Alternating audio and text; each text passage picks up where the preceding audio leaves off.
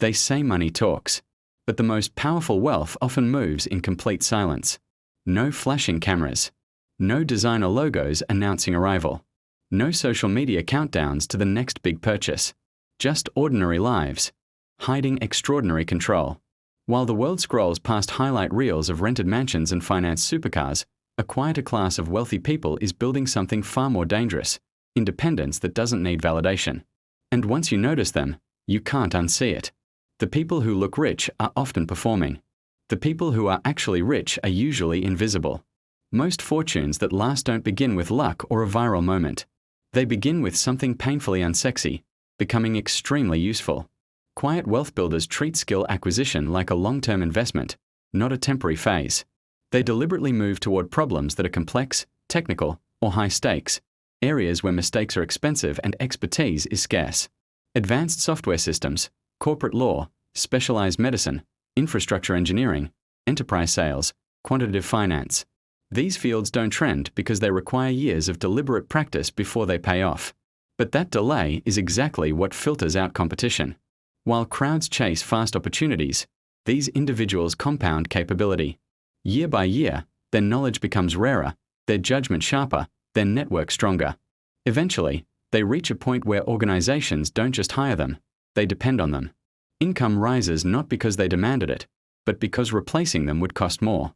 Yet this stage creates a dangerous illusion that high income equals financial security. In reality, it often does the opposite. A surprising number of top earners live one disruption away from crisis. The bigger the paycheck, the bigger the commitments that quietly attach to it. Mortgages sized to match bonuses. Car payments that assume promotions will continue forever. Schools, memberships, social circles that normalize extreme spending. Each upgrade feels justified in isolation, but together they form a financial cage. This is lifestyle inflation at its most deceptive. Not reckless spending, but socially reinforced escalation. You don't feel extravagant because everyone around you is doing the same thing. Quiet wealth builders break this pattern early. Instead of asking, "What can I afford now?" they ask, "What would make me financially unshakable later?" The difference between those questions determines whether income becomes freedom or dependency. So while peers celebrate raises with new obligations, the quiet builder maintains a strangely modest baseline. The gap between what they earn and what they spend becomes their real engine of progress. And that gap is not wasted. Every surplus dollar is given a job, acquiring assets that produce value without constant supervision. Ownership replaces consumption as the default behavior. Broad equity markets that capture global growth. Rental properties in stable areas. Stakes in private companies. Intellectual property that generates royalties. None of these scream for attention. In fact, many are intentionally boring. But boring is stable, and stability compounds. The mathematics of compounding are almost unfair to those who start early and stay consistent. Returns begin small, almost invisible, then accelerate as gains generate their own gains. After enough time, the growth curve turns upwards so sharply it looks like something magical happened, when in reality, it was just patience accumulating interest. This is why quiet wealth often appears sudden from the outside. Observers notice the result, not the decades of disciplined accumulation that produced it. But even a large asset base isn't the ultimate goal, because assets alone still require management, oversight, decisions. True independence comes from something deeper: systems. Instead of relying on a single stream of income, the quietly wealthy design networks of income sources that operate semi-independently. Businesses with management teams. Digital platforms that sell globally without physical presence. Automated services. Dividend portfolios. Licensing agreements. Each one functions like a small machine producing cash flow. Alone, any single machine could fail. Together, they create redundancy. If one slows down, others compensate. This distributed structure dramatically reduces financial fragility. It also changes how time feels. When income is no longer tied to hours worked, decisions become less urgent, less pressured. Opportunities can be evaluated calmly instead of desperately. Ironically, this calm often leads to better choices, which further strengthens the system. But as these systems grow, another shift occurs. Visibility stops being appealing. Attention brings complications.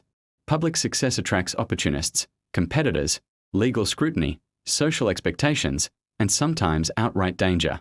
Stories circulate of lottery winners whose lives deteriorated under sudden exposure, or entrepreneurs overwhelmed by requests once their wealth became known.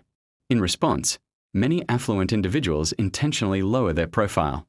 They choose homes that are comfortable but not conspicuous, cars that are reliable rather than symbolic, clothing that blends in anywhere. This isn't about deception, it's about risk management. By appearing ordinary, they avoid becoming a target, financially, socially, or psychologically. There's also a subtler benefit: freedom from performance. When no one expects you to look rich, you don't have to maintain an image. Decisions can be based purely on utility and preference, not on how they will be perceived. But maintaining this restraint requires an internal advantage most people never develop: emotional control. Markets surge, panic spreads, headlines scream urgency, and the crowd reacts. Buying when prices feel safe, selling when fear becomes unbearable. Quiet wealth builders train themselves to operate inversely to this instinct. They understand that volatility is not the enemy. Emotional decision-making is. During downturns, assets often go on sale precisely when most people are too frightened to buy. During euphoric booms, risks are highest when confidence feels strongest. By sticking to predetermined strategies instead of improvising under pressure, they convert chaos into opportunity. This approach looks boring in calm times and brilliant in turbulent ones. Over decades, that discipline compounds just like money does. Small avoided mistakes accumulate into enormous preserved gains. And gradually, the financial conversation shifts from "how much do you earn?" to something far more meaningful: how much control do you have over your life? Because the ultimate dividend of quiet wealth is autonomy, the ability to decline work that conflicts with your values, to leave environments that erode your health, to spend time with people you care about without calculating lost income, to explore interests that may never be profitable but are deeply fulfilling. For some, that means traveling slowly instead of rushing through vacations. For others, it means building passion projects, mentoring, studying, or simply living without chronic stress. A random weekday afternoon becomes more valuable than any luxury purchase because it represents ownership of your time, the one resource that can never be replenished. Many quietly wealthy individuals report that after reaching this stage, the desire for visible status symbols fades dramatically.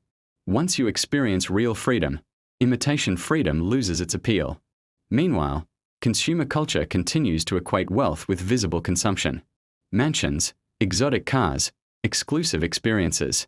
But these symbols often measure spending power, not financial resilience.